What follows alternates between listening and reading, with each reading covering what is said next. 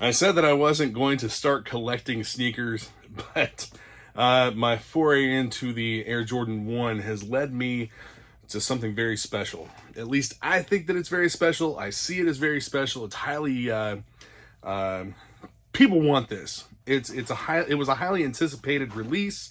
It is the Jordan 1 Lost and Found.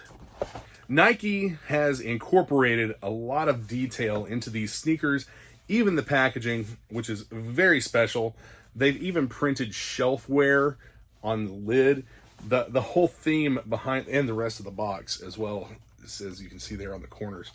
So the entire theme behind the Lost and Found is like the possibility of dead stock found in the back room of an old shoe store, or something that someone had put away for many years and just found much later.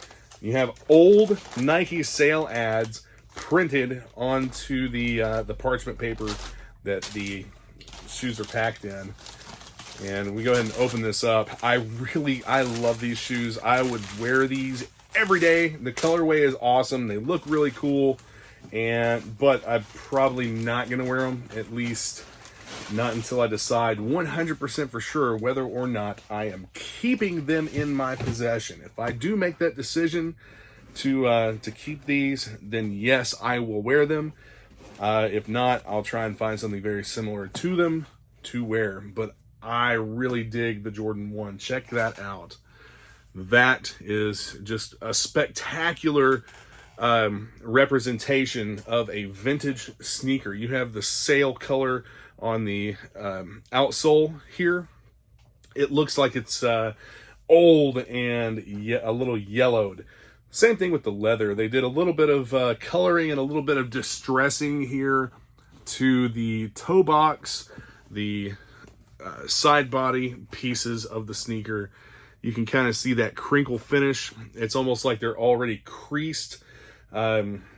These would crease a lot more with wear, but you can see, yeah, there you go.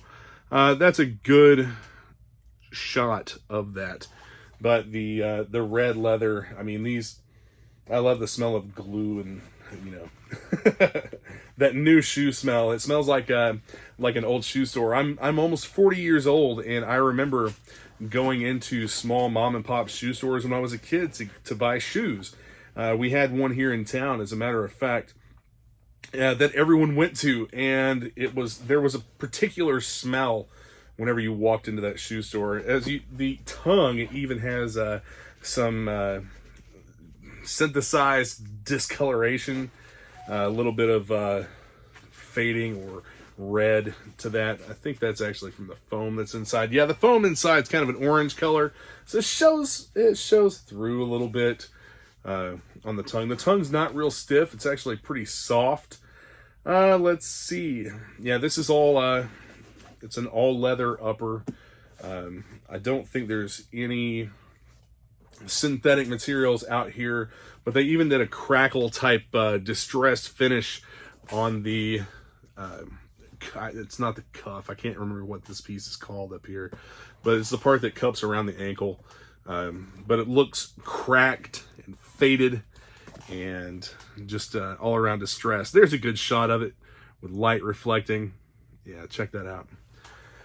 But to purchase these sneakers, like many drops with Nike, you had to enter a draw and be selected. I wear a 13. I had lost out on so many different draws leading up to this and was just absolutely super excited. I was just absolutely ecstatic for when the message popped up that you got them. And I mean, that's what it was too. It was a screen that came up on the Nike app and it said, got them.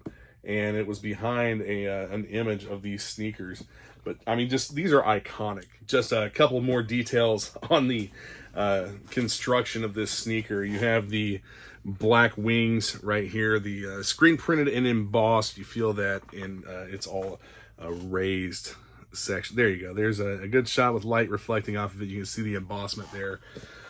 But the colorway, the color scheme of these sneakers is just, I want to say that it blows me away. I mean, it's simple, yet the whole story that they've incorporated with these and all the hype that leading up to them coming out. Even the bottom of the soles have like it. I think this is molded in.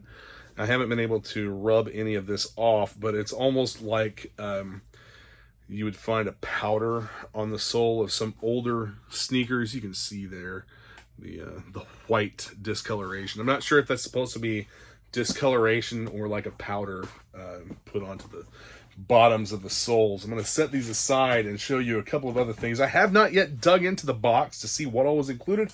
I know there's supposed to be something like a hand. Oh yeah, there it is. So along with the sale ads here, like the shoes are wrapped in like in sale paper, or like sale paper that you would find if you bought a new pair of sneakers and they were advertising different sales for them and whatnot. But this is, I remember getting receipts like this. This is so cool. Sandy Bros, Sports Depot, Covington, Kentucky. Covington, Kentucky is not that far from here. I've actually played shows in Covington, Kentucky. But I wonder if that's an actual store. If Sandy Bros really is a store that was in Covington, Kentucky, because they have the address on here. Let me check a couple things out and I'll get right back. Sandy Bros Sports Depot is a fictional store. It is made up. I think that I might actually get some type of a little protective slipcase or something to put this in, just to keep it. I notice it's got a couple of wrinkles, but I'd like to keep this nice and flat. As a matter of fact, I think I might have something here that would work for it. Not quite. It's just barely too tall to fit in that. But I'm going to slide it in there anyway, just as a temporary measure. This is just a slip case you can buy off Amazon.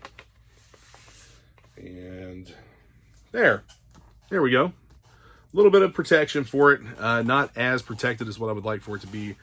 This is, I think, like a 5x7, maybe. But anyway, yeah, I'll throw that in the bottom of the box and keep it, keep that receipt nice and clean. But you have sale stickers here applied to the box. These are not printed. These are applied. And it looks like what a shoe store would throw on a box for clearance or sale. And you have, of course, a modern strip here with your sizing and everything on there. The Jordan 1 Retro High OG.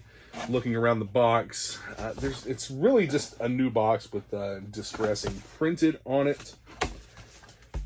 Here's what the bottom looks like, and then inside the box, it's just a normal box. But it's still something that's really cool, something I want to hold on to for at least a while.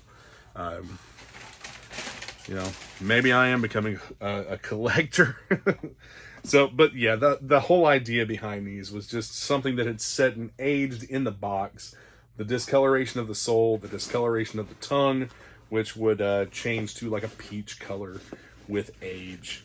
And like if a store had let you go through their stock room and their stock room hadn't been cleaned out for a long time, you know, it's not beyond the realm of imagination that you could stumble across something like this. But anyway, thanks for watching. Be sure to like, subscribe, comment. Let me know if you got these as well. I'd like to talk to other people who have them and get their thoughts on these too.